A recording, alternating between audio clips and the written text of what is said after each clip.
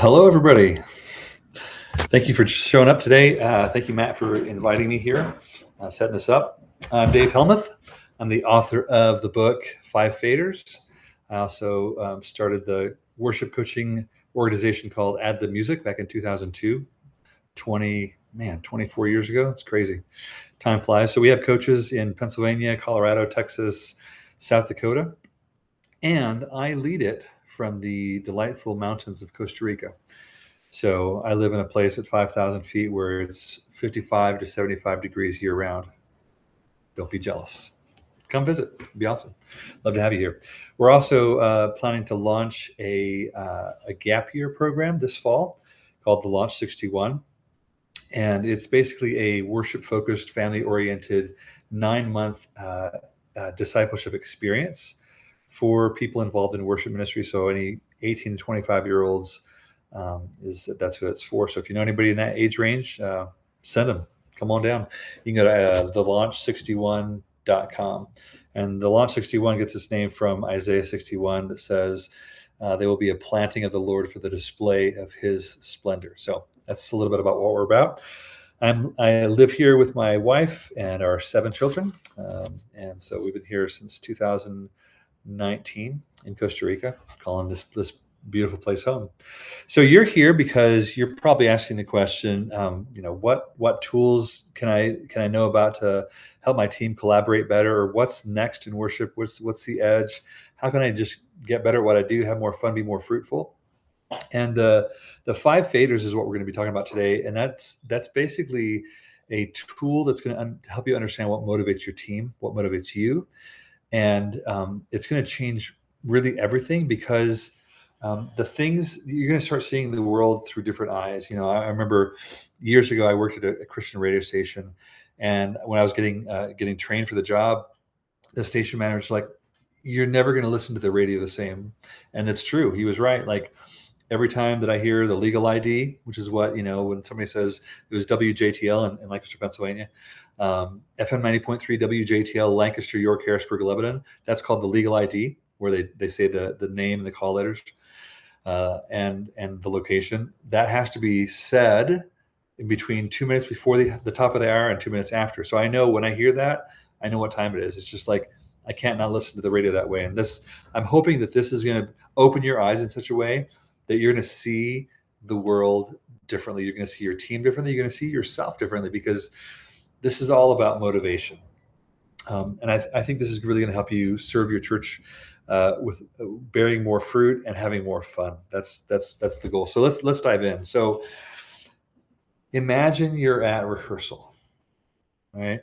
You're at rehearsal and somebody says, "Hey, that's not how they do it on the recording," right? And you're like, "Oh boy, here we go. Like we're gonna get the guns out. We're gonna start fighting now." But ask yourself for a second, why did they say that? What's motivating them to say something like that? In this day and age with the use of tracks, there's less of that kind of make up the song and do it the way you want to. But there's still a lot of churches that don't use tracks, and they're playing the song however they feel like it. And so a lot of people say that, this is not how it's done on the recording. Well, let me give you a couple of different reasons that somebody might have said that. And that's what I want you to start thinking about. Why are we doing certain things? What's happening behind the scenes? So it could be that this recording that you're listening to captures this beautiful energy in the song, that there's the way the sounds come together. It's magical. We have to do it like that because it sounds a certain way. Or it could be that, well, I feel like my team might be thrown off if we don't do it a certain way, like the recording, like they've been listening to it. Or, it might be, I said that because this arrangement allows our hearts to really dive deep and connect with God in a meaningful way. And if we just do the radio edit, if we just do a shortened version, or we don't do that many bridges, it's not 11 bridges, we're just going to miss that encounter with the Lord. And that's why I said that that's not the way the recording goes. Or it might be like I'm saying, look, the recording is the original, and we want to stay true to the original because that's important. Or it might be like I might say the chart is what matches the recording and matches the track, and that's what we're following here. That's what we've been practicing for weeks. That's what you've been preparing for at home for weeks. And so there's this sense of there may be many different reasons why I might say something like, "Hey, man, that's not how they do it on the recording." And I want you to start thinking about the why behind the what. So here's a huge truth that I want to start with.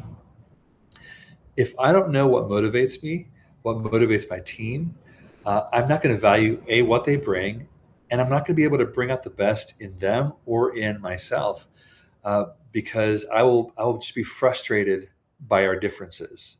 Have you ever felt that way? Right? Being frustrated by the differences on our team. And my hope, my prayer is that at the end of this time, you're going to start valuing your team and the things that they bring that they're different from you in a way that you've never had before. It's going to be amazing. So imagine a team, if you will, for a second. I'm going to actually share my screen here and have a little bit of graphics to go along with this. There we go. So imagine a team where each one is the best version of ourselves. And that's the Five Faders team, because a team that understands and values what each one brings, a team that has learned to put their defaults aside and do whatever love requires of us in any given situation, a team that has a common language and understanding to work through differences, because we all have differences. That's what a Five Faders team is. And so Five Faders is Ad-Lib Music's development system that gives you language and awareness to unlock what you're really your truest potential as a team. So the Five Faders says that we are all motivated by one of five things: artist, shepherd, priest, educator, and producer. We all go to one of those. Those are the grids that we see the world through: artist, shepherd, priest, educator, and producer. And let me give you a quick definition of each one of those, but just so I don't lose anybody, as you can see in the graphic, the idea of the Five Faders is like faders on a soundboard. They move up and down as you need to. All right. So the Five Faders, the definition of the Five Faders is this: the artist is the one that notices the nuance of things. They notice the nuance. The shepherd considers each individual. The priests overflow with simple love and pure devotion to Jesus. The educators bring out the best in others. And the producers plan in order to exceed the usual limits. We all have limits, and their superpower is planning. So if you remember the question, how this is not how they did it on the recording. It was the artist that said, hey, the recording captures a certain energy because they're noticing every nuance, every little detail. They can tell if the hi-hat is slightly opened or if it's closed. If the kick pattern was 4 on the floor in the chorus, or it was 4 on the floor in the whole song, or if it changed up. They can tell if the guitar was muted at that one spot. Like, they're just listening for all those nuances. And that's why they want to replicate the recording, because there was an intentionality that went into those recordings. It was a shepherd that considers the individual, that says, my team, if we do it differently than the recording, my team might be thrown off, right? And so they don't want to be. They want the team to be comfortable because they're considering every individual on the team. It was the priests that overflow with simple love and pure devotion to Jesus that said, man, this arrangement allows our hearts to deep dive with God, to make a significant connection with him. And so that's why that recording gave us that model. The educators that want to bring out the best in everyone said, hey, listen, this is the original. I'm about the principles. I want to do things right. I want to do things in a certain way with a certain reason behind them. And so that's why I wanted to follow that recording. And then the producers are the ones that said, hey, look, this chart that I made for you weeks ago, matches the recording, matches the track. That's why we're following it just like it is in the recording. So in some ways, the Five Faders is like a souped up Enneagram for worship teams. If you're a fan of the Enneagram like I am, it tells you, what are you doing when you're doing what you're doing? In other words, what's motivating, what's driving you? And then, beyond the motivations, and this is one of the key things about the Five Faders, is that there's different ways of expressing these motivations. So, for instance, you can have a healthy expression or you can have an unhealthy expression of each fader. And you can think about it, if faders on a soundboard turn things up or down, the EQ is kind of like what makes it sound good or bad, pleasant or unpleasant. And so the same way that you have this fader and it might be turned up pretty loud, but your EQ is off because you're unhealthy. And so what the five faders teaches you to do is to make that the healthy version so that you sound great, so to speak.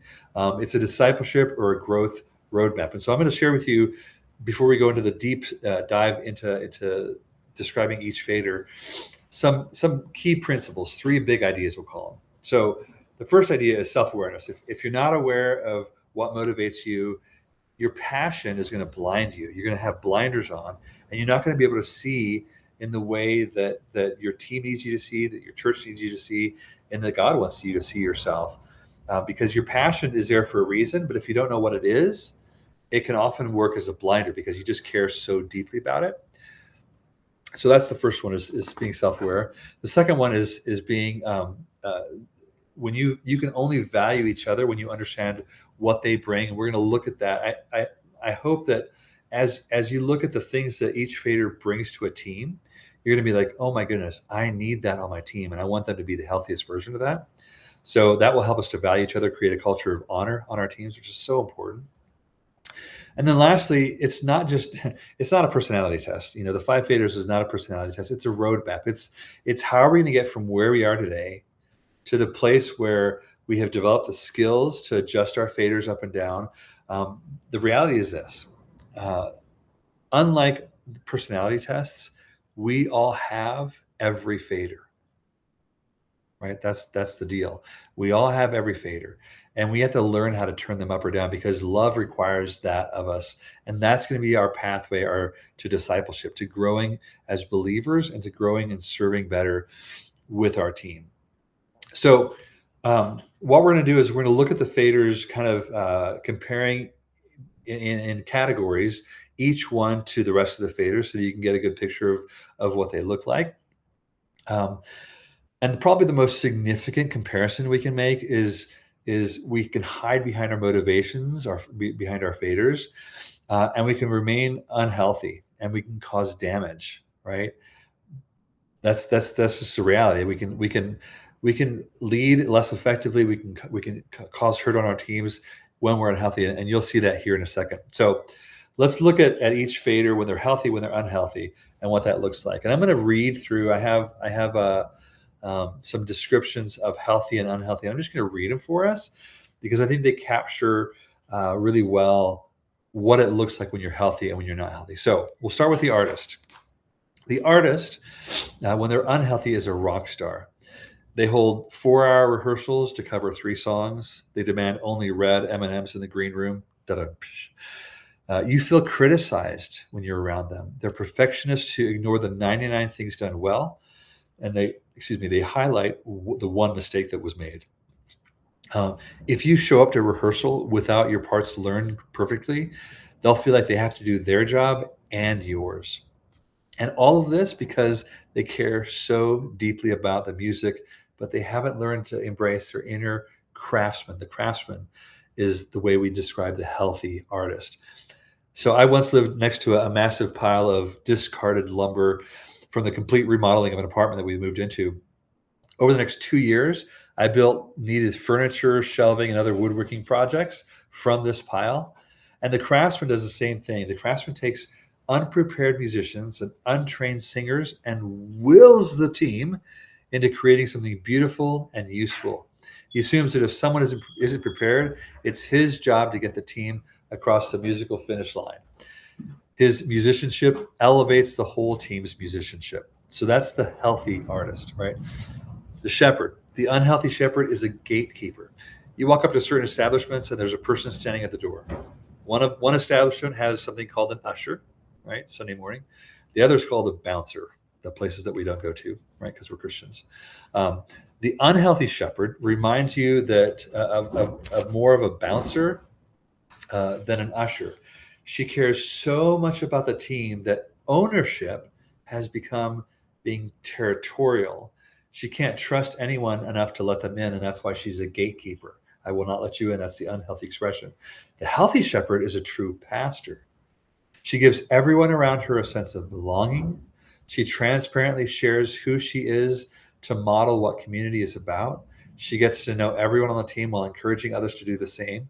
She's also a discipler, helping each person grow in their relationship with each other and with the Lord. And as I read through these, I want you to be imagining your team, if the people with these giftings or these faders would be operating in this kind of a healthy way, how beautiful it would really be. So keep that in mind. Keep your imagination thinking about your team and what it would be like if they would operate in this kind of way. So that's the artist, the shepherd. Number 3, the priest.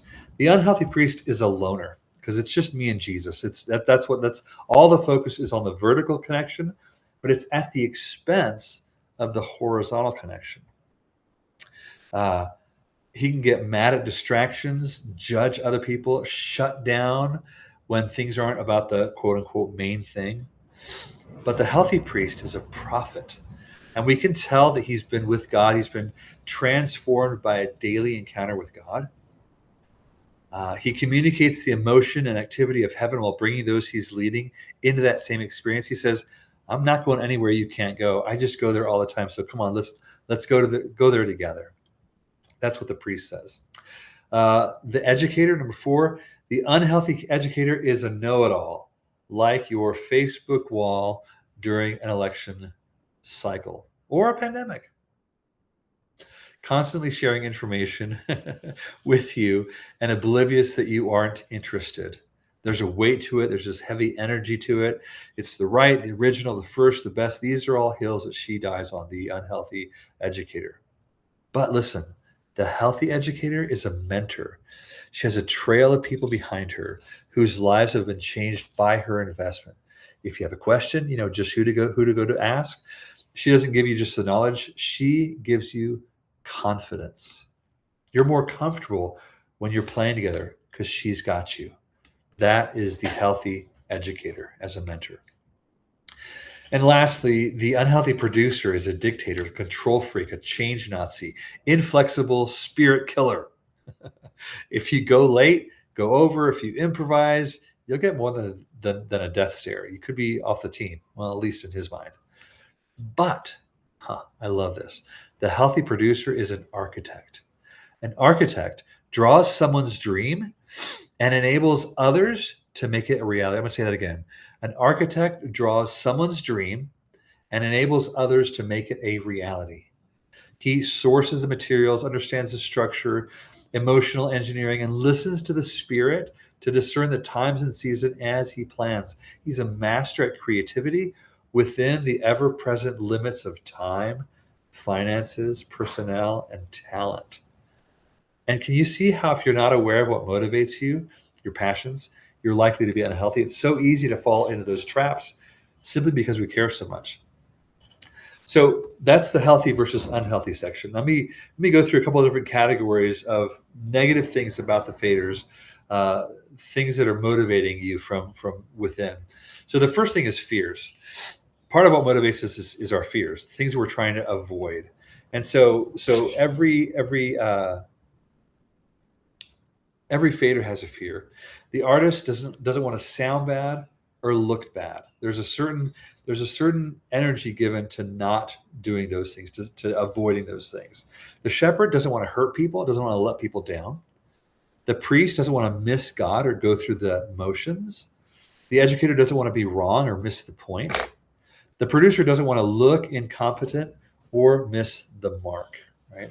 So those are the characteristic fears. And you can ask yourself the question, which of those fears do you most resonate with? Next is this, the characteristic ditch. There's always ditches on the side of the roads, right? And when you're driving, you want to stay in the middle so you don't get into the ditch. But the artist is going to get into the mode of perfectionism. They're going to be perfectionistic, where everything has to be exactly right. And my mom used to say, I stopped trying to be perfectionistic. I just want to be consistently adequate. Like, it's more important to be, most of the time you get everything right than to try to be perfect all the time, because you just go crazy. That's a ditch you want to be into. The shepherd will be oversensitive, right? One of their gifts is caring for other people, but Being oversensitive is a ditch that we've probably all experienced other people being towards us. The priest gets into this place of being judgmental, because they have such a high view of worship, appropriately so. But they get into this place where instead of drawing people in and inviting people in, they get judgmental, and that's not good. The educator gets into lecturing. I'm going to tell you, I know a guy that every time we're at a social gathering, like I'm like, oh, I got to avoid that guy at all costs, because like he'll just get in your face and just start telling you whatever he's passionate about, and he gets really close to you, and he just has no idea that you don't not interested. But that's what the educator does when they get into that ditch. And the last one, producer, gets into micromanaging. They will control every little detail because they planned it. They were intentional, and they want it to go just a certain way. And so they're going to get into micromanaging. So as you look at your history, do you see any of those things that you've fallen into that might be a clue to which is your top fader? And by the way, at the end, I want you to have a pretty good feel for what is my highest fader and what is my lowest fader, because those are the most important ones to be working on. Next, key defense mechanism. We want to manage our internal conflict and external stress by unconsciously distorting or avoiding reality, which is why we do a defense mechanism. That's the reason behind it. So these are the things that we do to help us from feeling stress as different faders. So the artist gets into contempt, gets this level of superiority, this level of like, I'm better than you. You should know what you're doing, and you don't, and that just makes me mad. And you're not valuable as a person. That's what contempt says. It's terrible. The shepherd gets into mistrust. The very thing that they're trying to build, they corrupt it because they start to walk into mistrust as a method of defending themselves. The priest gets into isolation. I don't really need you. This is too complicated. Turn off the click. I don't want to do this. Let's just stop with all this too long rehearsals. Let's just go pray. In fact, just don't even show up. You just seek the Lord at home, and we'll just do this on Sunday. Like isolation. The educator gets into debate. I'm going to prove my point because I care so much about these things that I'm going to debate you. And then the producer gets into control. So does any one of those feel familiar? That's a clue to you that you're walking in one of those faders. We all have a hidden ambition. These are some of the positive things that we bring. So we all want something. We have a longing for something. The artist says, church music must regain its prominence in the world of art. I hate being 5 or 10 years behind, just being a copy of what we hear, on our Spotify playlist.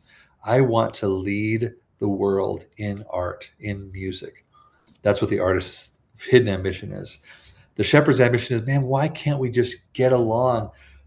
The Lord's blessing is present where we walk in unity. I want that so bad. The priest says all this stuff, all this technology just gets in the way. I want to go back to simple, uncomplicated. Let's just meet with Jesus, and that's it. That's the ambition that the priest has. The educator says, man, if you just knew what you were doing, this would go so much better. I want to be part of that solution. I'm not judging you for that. I want to be part of this. As a mentor, as an educator, I want to help you learn so that you can show up and be prepared and be ready and be confident. And the last one, the producer says, flying by the seat of your pants is just filling your pants. Grow up. That's terrible. I can't believe I said that. I'm going to move on now. The characteristic value. All right. So what is it that we each bring? The artist brings this to your team, a sense of beauty and usefulness. In other words, it's not just gratuitous beauty. It's something that's useful for the purpose of worship, of gathered worship. That's why we do these things. That's why we care so deeply about the little nuances of the music, is because we're trying to create beauty and something that's useful for the body of Christ. The shepherd is going to bring a sense of unity, togetherness, and a sense of belonging. I belong here. It's amazing.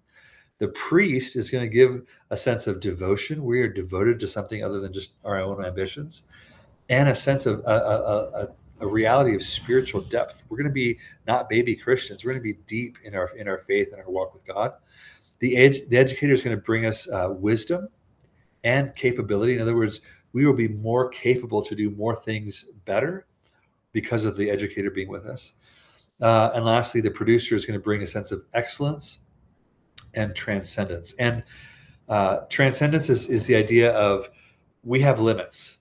And when you do something that breaks you out of those limits, you transcended those limits. So that's the idea. Like you have 60 minutes on Sunday, or you have an hour and a half, or whatever your time limits are, or you have a certain budget for gear, or you have a certain talent pool. You always have limits, but producers' value to a team is we're going to make it excellent, and we're going to break those limits. We're going to do that. So wouldn't that be wonderful? This is the one that I especially love to stop and think about and say, man, can you imagine your team having these things, having these values? It'd be so amazing. More and more. All right. The basic desire each fader has is to create beauty, the artist, to sound powerful, to express emotion through the art. The shepherd's basic desire is to be together, to be a family or a community, to really share life together. The priest's desire is to be with God, to linger in the transforming presence of God, not be in a hurry, not be in a rush. The educator's desire is to bring out the best in others, to be fully equipped. I love the idea of fullness. We often see just a little bit of it, like that's okay, but imagine walking in the fullness of things. That's what the educator brings to us. And then last, the producer wants to pull it off well, to be intentional in the planning and the performance of it. So that word, if you summarize producer in one word, it's intentional. So they love to be intentional. And so as you look in the mirror, what looks the most like you? Which one of those? All right, next is healthy sense of self. How do I see myself? What do I see when I look in the mirror? What would be the affirmation, if you will, that I would put on the mirror? And the artist says, I'm creative. That's who I am. The shepherd says, I'm a safe place. Love that. The priest says, I am wholly given to another. I'm completely given to another. The educator says, I'm wise. And the producer says, I am prepared. And I'm going to throw in a bonus one. Oh, no, here's the bonus one here, the investment one. I wasn't sure if I had this in here or not. So what we invest shows what we value the most. So the artist is going to invest in musicianship. That's what they're investing in the most. The shepherd is going to invest in relationships. That's what they're going to invest in. The priest is going to invest in hiddenness. And I'm going to just stop here for a second. The idea of hiddenness is so important. It's what nobody else sees. It's what we do off the stage. It's what we do in our prayer closet with Jesus. It's what we do when we sit down at the piano or the guitar and we just worship the Lord. That is a life of hiddenness where that is greater, and we focus more on that than on the stuff that people see. That makes us such a strong leader when we invest in hiddenness, where nobody can see us and nobody can say, oh, that was beautiful, good job. Nope, nobody sees it. I'm hidden with the Lord. All right, the educator invests in learning. They're always trying to learn and trying to grow. And the producer invests in planning. And I there's that saying that says, if you look at my checkbook and my calendar, you'll know what I value. So if you looked at your bank statement or your checkbook, gosh, that sounds, those of you who are old know what I'm talking about. If you look at your bank statement, your credit card bills or whatever, however you track it, and you see what you spent your money on, that's what you invested in. So if you look at back, even at the last month, or what you're thinking about for the new year for goals, like, is it musicianship? Is it relationships? Is it hiddenness? Is it learning? Or is it planning? Like what do you invest in? You focus on something. Everybody focuses on something.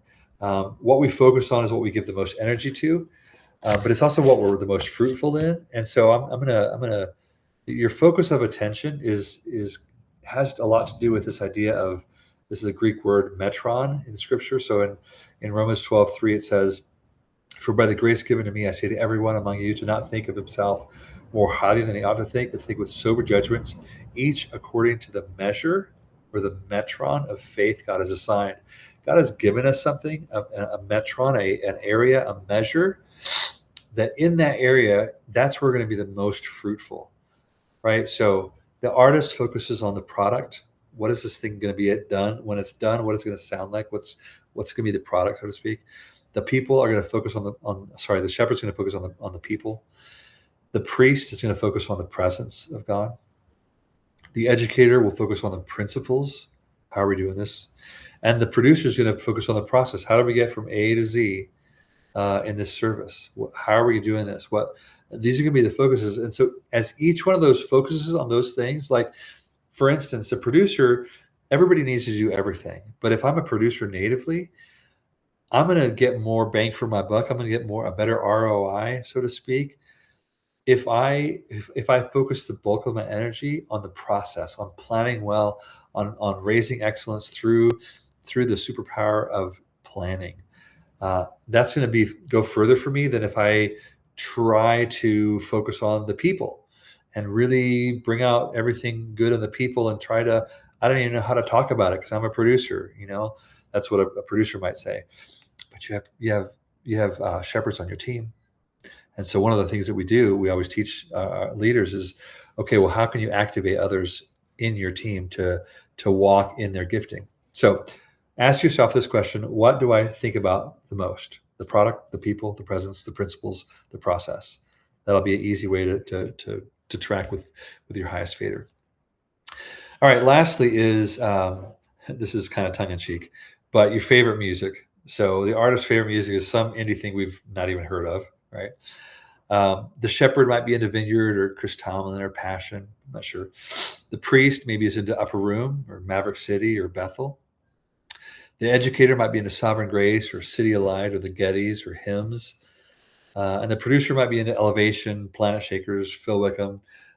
That's, kind of tongue in cheek, but it is what it is. So, but it's a good moment to dispel the myth that we often have. And that is that good music is only created by the artists, right? And that's a myth. That's not true. We have to reframe our thinking. Every fader has to do everything, and that's just true. We all have our roles, and we all have to do everything. So we just do it differently. And I've written in the book. There's chapters literally of each of the things that we need to do, from recruiting to creating chord charts to planning music to leading rehearsals to debriefing, like all the things that we need to do. And I've written out, this is how each fader thinks about that. Just to expand your mind. It's not like a best practices. It's more of like, open your mind and realize that we all have to do this stuff. We just do it differently. And we need to use our team to really do that fully. So that is a comparative description of the five faders. Now, I want to make it personal and use the five faders as a roadmap, because of what it is. So number one is, I want you to take your highest fader. So are you a shepherd? You're an artist. Are you a shepherd? Are you a priest, an educator, or a producer? And rate yourself. 10 is healthy, and 1 is unhealthy. Where are you in that level? Do you look more like the craftsman or more like the rock star? Each of those descriptions can give you an indication on if you're healthy or unhealthy. And this stuff is usually pretty obvious if we just stop and think about it for a second.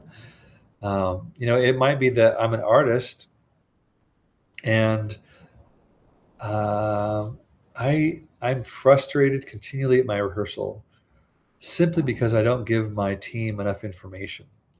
Because I care so deeply about all the nuances, I just expect them to listen to the stuff and have it learned, and have, which of the 5 electric guitar parts did you want me to learn?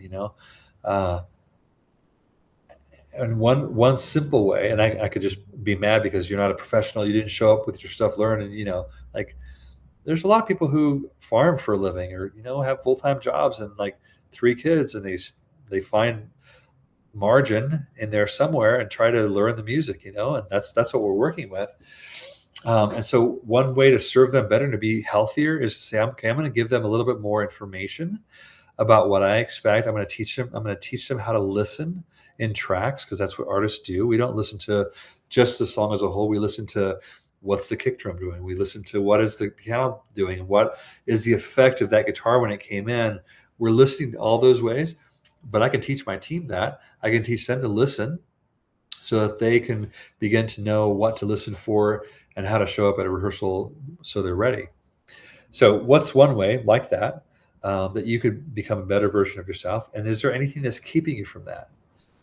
Some people will say, "Man, well, I really can't do anything more in advance because I don't get information from my pastor in time, and so I can't plan any more in advance. Sorry." It's like, well, that's an excuse, and it's a reality. But listen, usually you don't need to plan every single one of your songs just to match the sermon perfectly. If you do that, you probably have a huge repertoire. People don't know the songs and they don't sing. They're thematically correct, but there's not a level of engagement.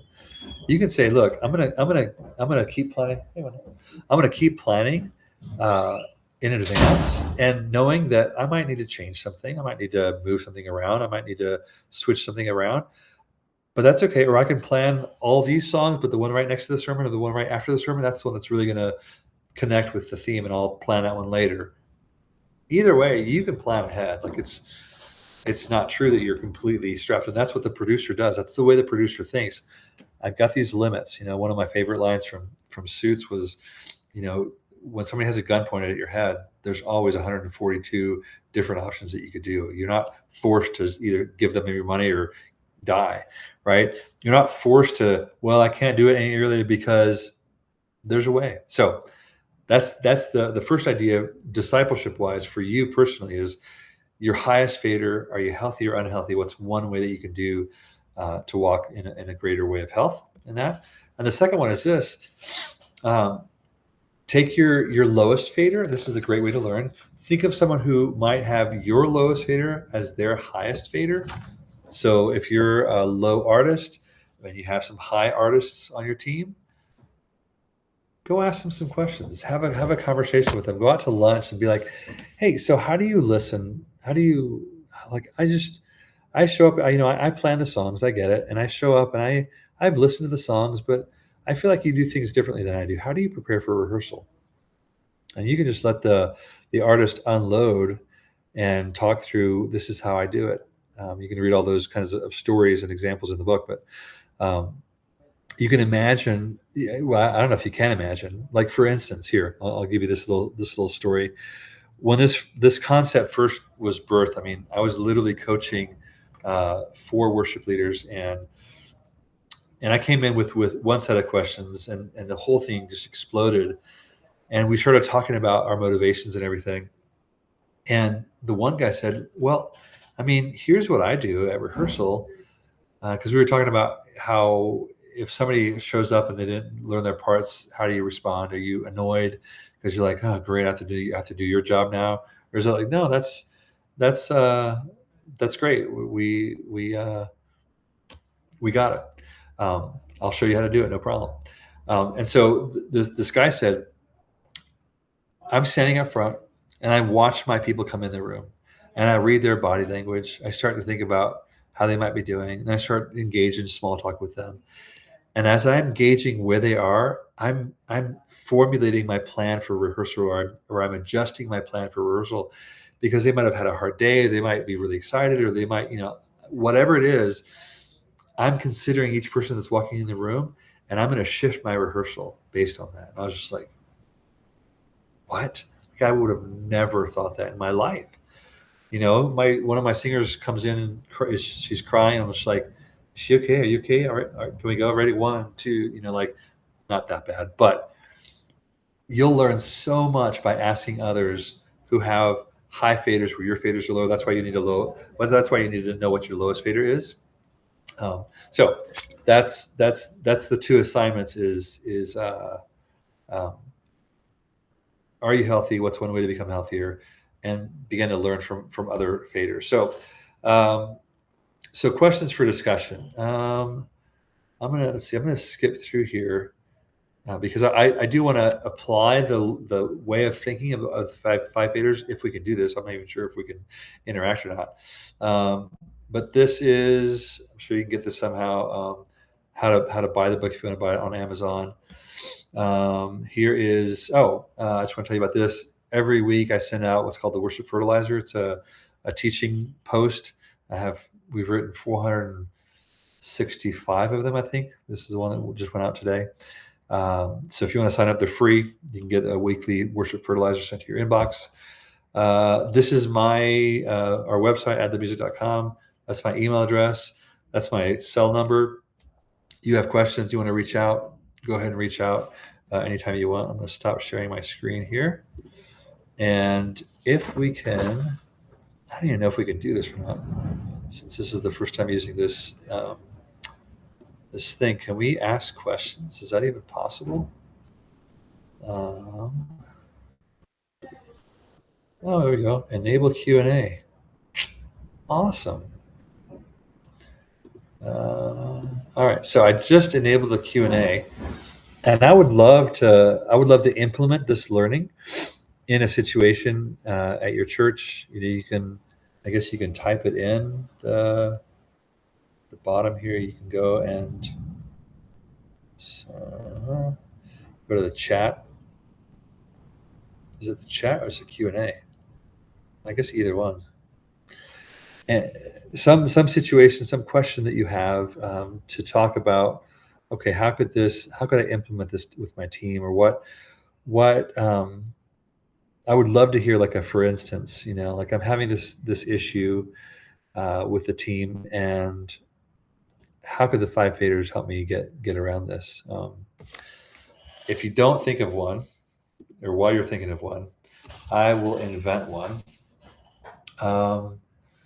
All right, so here's one. This is something I just experienced last week. Our team, I serve on the worship team at my church. I'm not the worship leader or anything, but I serve a couple times a month, and we don't use Click, and I can tell, but the team plays well.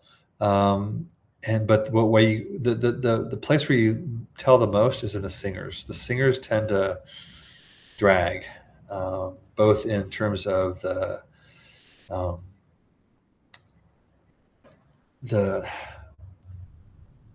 feel, the groove of the singing, but also in the if there's any time where the music cuts out, it's a breakdown section, whatever, the tempo I'm just like, oh, keep going, come on, guys, and then it kind of picks back up. And so, how do you fix that? How would I fix that through the grid of the faders? So, and I mean, this is not. I don't have this plan, so I'm literally just thinking on my feet here. So, if I as a worship coach, I'm like, well, it would be helpful to play with a click, because I just know that's gonna the thing that a click does, in my opinion, is that without a click, everybody's listening to somebody else in the band to know where they are, to know how to lock. And if you have 4, 5, 6, 7, 8 people locking with 4, 5, 6, 7, 8 different people, guess what? You're not going to lock. And forcing yourself to play on a click forces everybody to say, I'm going to listen to this thing.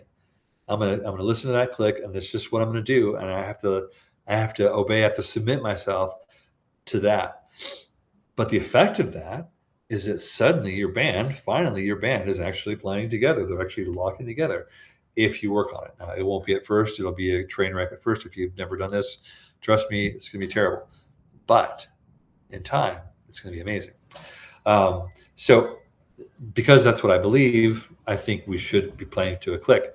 How am I going to introduce that? All right, that's the $1 million question, is how can I get my team to play with the click if we've never played with the click before? And for some of you, you're like, dude, I cannot imagine playing without a click. That's crazy. We've been playing with click for 10, 15 years. We've been playing for tracks for the same amount of time. And listen, not everybody is of the mindset that we need to implement new things. In fact, it was probably 10 years ago that I was like, man, I hope this stupid fad with clicks and loops and everything passes soon, because I'm so over it, right? And then I started thinking, what if it's not a fad? Like, what if this is something that I need to learn? And so I literally hired a guy who showed me how to set up Prime and use a loop to miss pedal and the whole bit, and how to think about it, and everything about it. I was like, oh, this is actually pretty simple. And I started using it. I was like, this is really awesome. And I went through seasons where I was like, oh, you know what? Actually, I'm not going to use it for every song because that I start. My highest fader is priest, and then second is artist. So for me, using tracks for every song, I just stopped asking God anything. I just kind of go through the emotions, and it was dying inside. So I still use them, but intentionally and not and for sure not for every song. Anyway, um, so you might be like, this is old hat, but you might be like, I've tried it and it bombed terribly. It might be that uh, you're like, okay, well, I actually, this is one of my goals for this year is I want to uh, introduce my team to using clicks. How do I do this? So let's talk about this, how each of the faders might do that, right? And again, I'm making this up as I go. So the artist, um, okay, first of all, we have to make sure we have everything ready for that. So I need to know what the tempos are of the songs.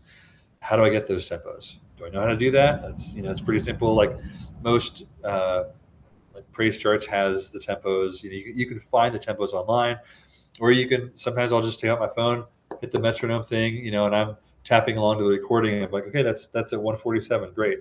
All right, actually, that's the time. um, and so I'll either way, I have to know what the tempo is.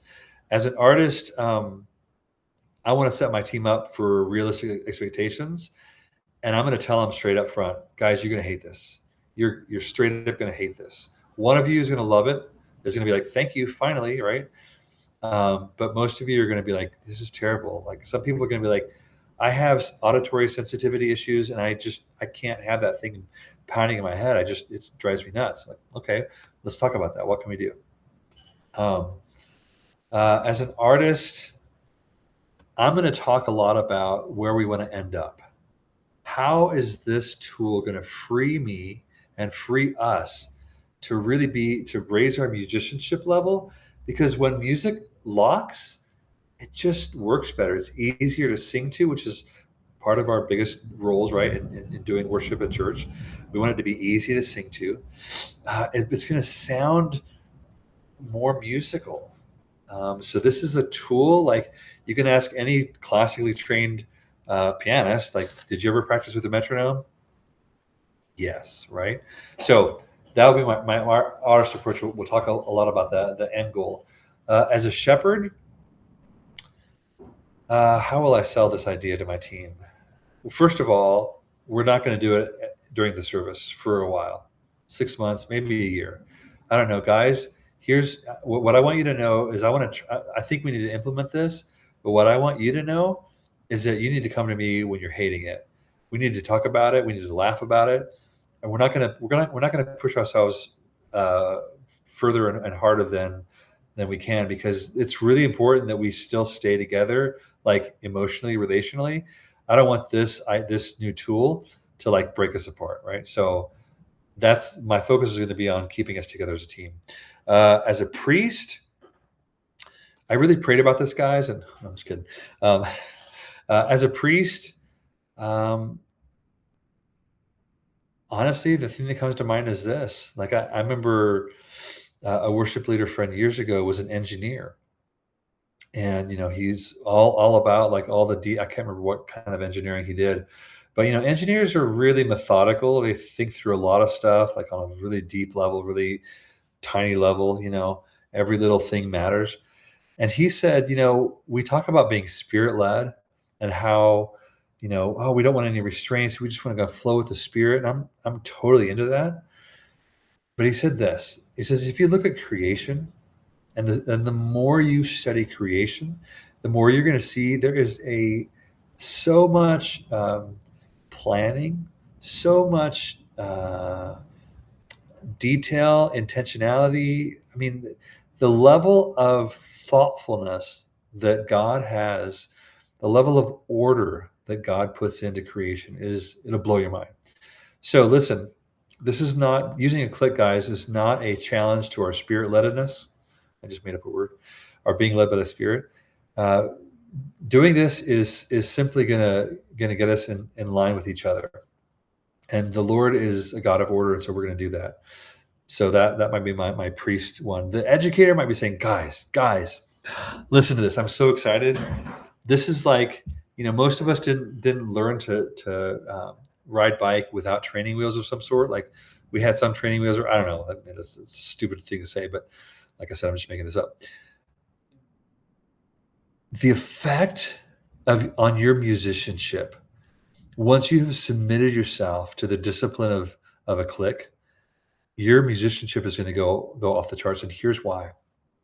What often happens to us, and this just happens by default, is that we take the song that we're going to play and we cram it into our playing style, our strumming patterns, our way of playing. This, whatever we're playing, we just cram it into that style. And a lot of that happens because we don't discipline ourselves and submit ourselves to a certain tempo and a certain consistency in it. We keep switching things up.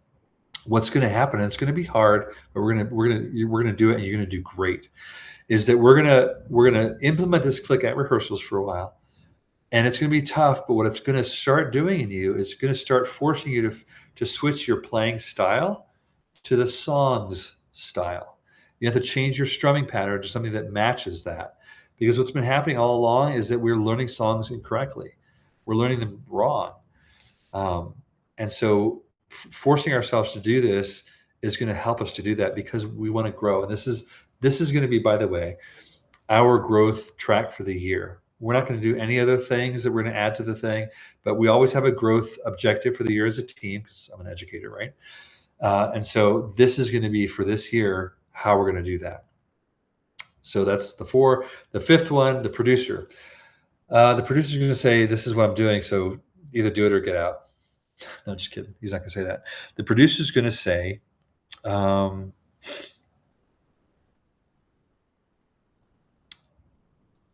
want to make sure that you have everything that you need. I listen, when we go through a process like this, it takes a while to adjust. It might mean that we're going to in-ears if we haven't done in-ears before, because you can't do click with floor monitors. That's not going to work. But what I want you to know is I have thought through all the mechanics. In fact, we're going to have a Saturday session where we're all going to get together, and we're going to get together and get up on stage. And I'm going to put the click through. I want you to listen to it. We're going to play some music, and we're not rehearsing for Sunday. There's no pressure, but I want to make sure that every piece of this process, you know what's going to happen. You know how we're going to get to where we are now, which is no click, to the place where we're using clicks. And we might even use tracks every once in a while, right? But just relax, because I've got us. We have a plan. And that's what the thing that the producer brings to a team is, I've got a plan. It's good. So, all right, that's a little sample of how I would implement something, how I would overcome an obstacle, using the ideas or the perspectives of the fader. So, any other? I haven't seen any questions. Maybe I'm not looking at this thing right. This is a new format to me, so I don't know if I'm missing something here. But if there's no questions, I'm going to put let's see here. I want to put my contact information back up, so you guys can make sure to write that down. Because seriously, if you have questions, reach out to me, send me a text. I have a different number for my iPhone for iMessage, but you can text me on that either way, and I'll get back to you. Give me my other number, but that's me. Any oops, did I stop sharing already? Yeah, I did stop sharing. Any other questions? Feel free to reach out. And thanks for jumping in today. Enjoy the extra 5 minutes. Well, 5 minutes. There we go. All right.